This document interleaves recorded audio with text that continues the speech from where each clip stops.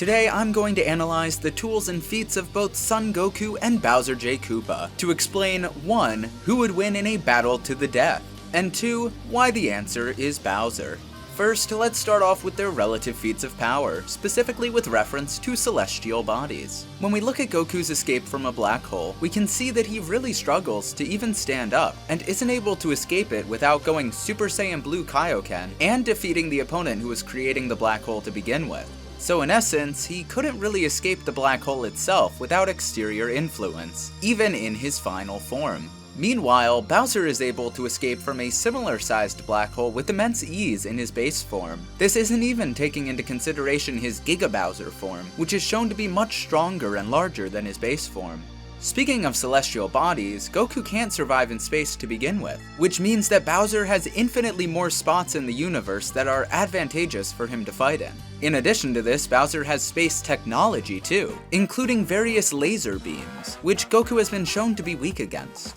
One feat in particular definitively puts Bowser above Goku, and this is of course his heat resistance. Goku is frequently seen using his Kamehameha wave technique to defeat opponents, often blasting them into the sun so that they'll be incinerated. This seems to imply that he himself considers the sun to be a threat, which is backed up by his fear of getting close to the sun in the Namek saga. However, Goku's been shown to be affected by much less intense heat, specifically from lava. Bowser, on the other hand, is capable of not just handling the sun, but surviving a full-on supernova, while still being perfectly fine to go and play go-karts with Mario afterwards. For comparison, the sun is 5,500 degrees Celsius, lava is only 1,170, and supernovas are 1 billion degrees Celsius. That means Bowser has, at bare minimum, 1 million times the resistance to heat that Goku does.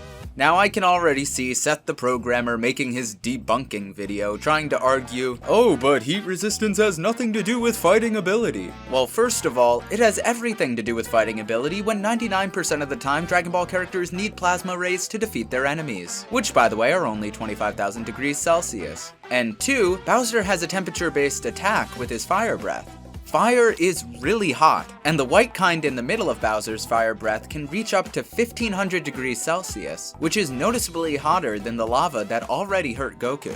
Even if you argued that this was back in the Namek saga, Super Goku still wasn't comfortable going without heat resistance clothing to the Earth's core, which isn't that much hotter than fire. That combined with his speed and strength feats, shown in easily escaping a black hole which Goku couldn't even do without stopping the creator, shows that this is an easy stomp for Bowser. Oh, and did I mention he can teleport too? No, not Goku. Bowser can teleport.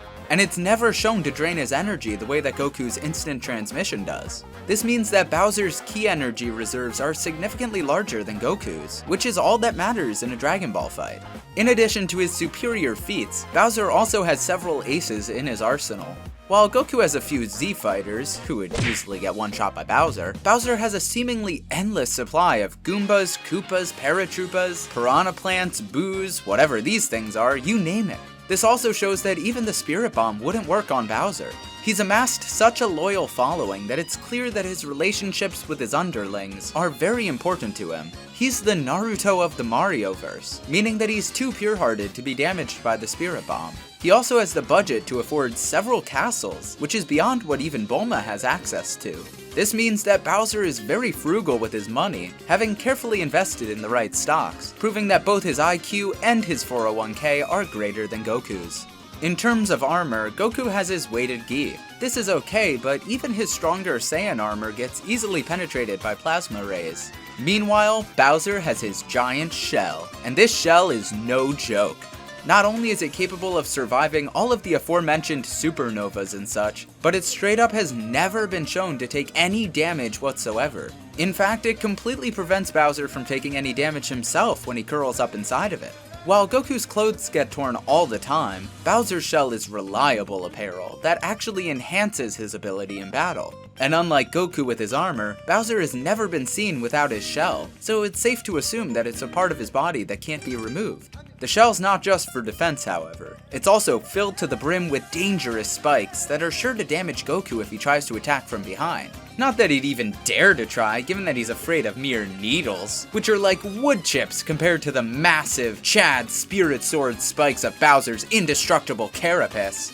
Now that it's clear that Goku would get curb stomped by Bowser, I just want to finish by saying that he never had a chance to begin with. Even if we highball Goku so much that he were to damage Bowser, which he can't, Bowser can just brainwash Goku using the power of rap. And in the impossible situation of Goku managing to somehow bypass the hypnotism and overpower him, Bowser can still end the fight whenever he wants with his suicide side special attack. This means that even if Goku were buffed beyond belief to the point of him somehow being equal to Bowser, he'd still meet his demise in the form of a draw anyway. Long story short, Bowser Solo's all a fiction.